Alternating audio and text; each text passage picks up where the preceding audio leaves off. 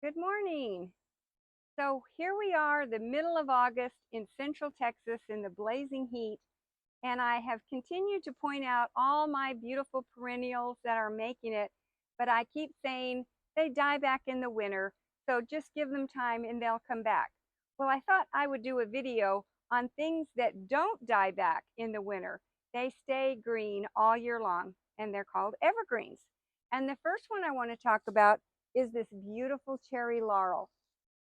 So this cherry laurel does grow in a column shape. So they are about 4 to 5 feet wide. They do take up a big area and about 15 feet tall.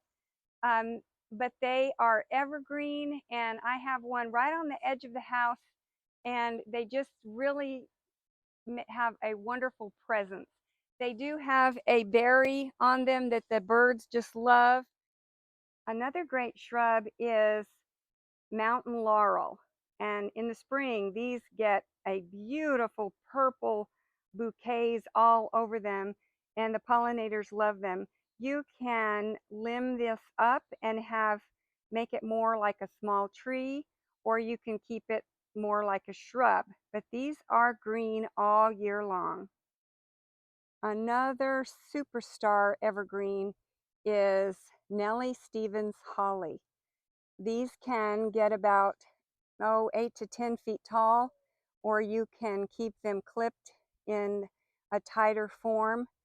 They can take the extreme cold.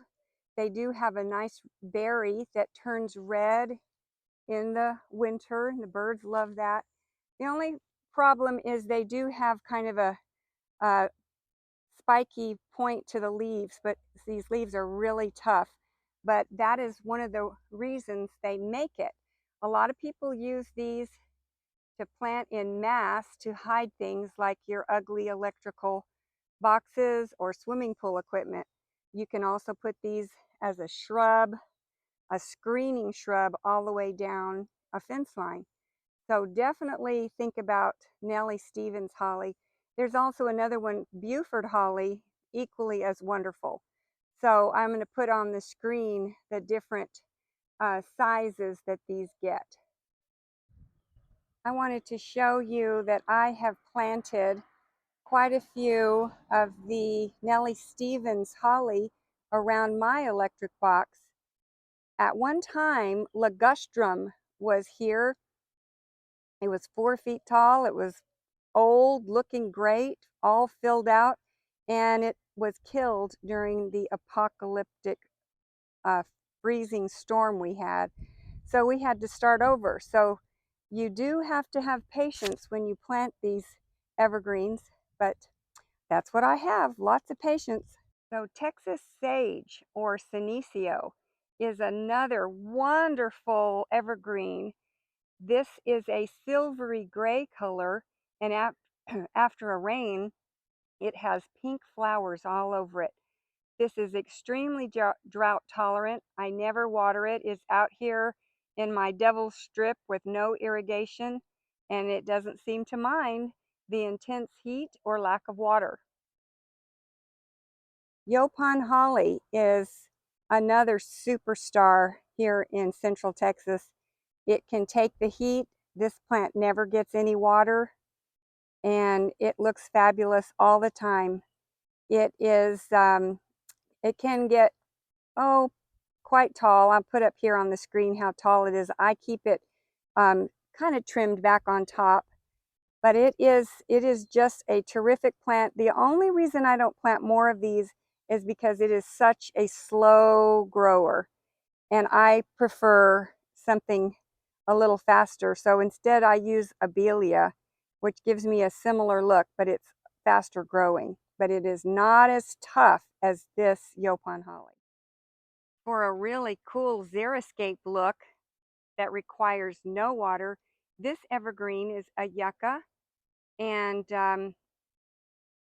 it is definitely gives you that Central Texas, Southwest kind of feel, and they look wonderful all year round. Abelia is another wonderful evergreen. This is my favorite because it's fast growing. This one has been here, this is year 2, and it's already reaching up to 3 feet tall. You can trim it and have it be more of a tight hedge, or you can let it be wild and woolly like this one. Kind of has these long arms if you want it to look like that.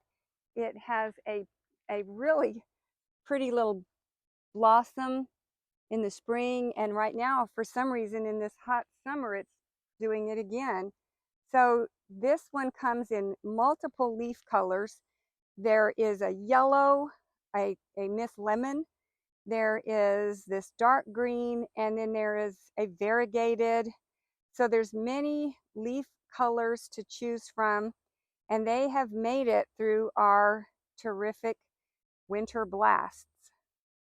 Boxwood is another wonderful evergreen. It is a little bit sheltered back here, so it did make it through our incredible freeze last year. This is the baby gem variety, so it will stay more compact, and it doesn't mind the limestone soil. It does get drip here. I'll put up on the screen how tall it will get. And I have 4 little boxwoods here growing up against the house. Again, they're a little more sheltered, and they are doing just fine. And I'll put up I think these are the Green Mountain variety. They will get up a little bit taller, and I'll just keep them managed to the height that I want. But they are evergreen and like my soil and heat. And the last evergreen I'll show you today is red tip photinia. We put in about 7 of these all across the back of our property as a screen. So these are about 3 years old, and they will get 10 to 12 feet tall. They'll touch each other, and they'll make a wonderful screen back here. We anticipate that the property behind us has been sold and some homes are going to be built. So this is a wonderful plant that can really screen out noise and the view, and it has made it through our incredible winter storms, and it loves our limestone soil, and it doesn't mind the heat. It does get I do have it on a drip, and so it gets watered once a week, and that's all it needs. So because our climate is changing and our winters are getting more severe and our summers are getting hotter, you have to be a lot more careful about what you plant. And everything I have shown you today has proven to make it so far in our incredible cold blasts and heat and drought and limestone. So I think that these choices I took from pictures in my yard and my neighbor's yards, and they have made it. So I think that I feel safe in saying they will probably make it in your yard if you live in Zone B here in Central Texas. So thank you so much for joining me today. And if you like this content, please like and subscribe. Have a great day. Bye-bye.